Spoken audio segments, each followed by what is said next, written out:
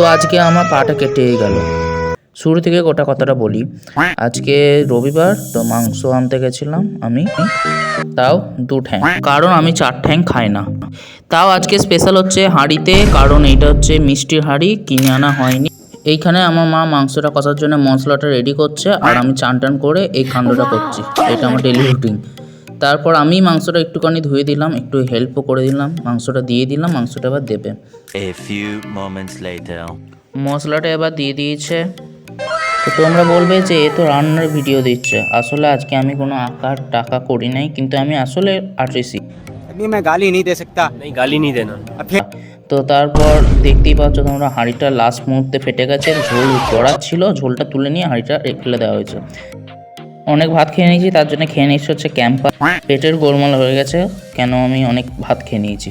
আমার বাড়িতে আমি ক্লিপের কাজ করব, তার জন্য ক্লিপ আনতে যাচ্ছি। A few moments later. আর আমার আনতে আনতে পাটাই কেটে গেল।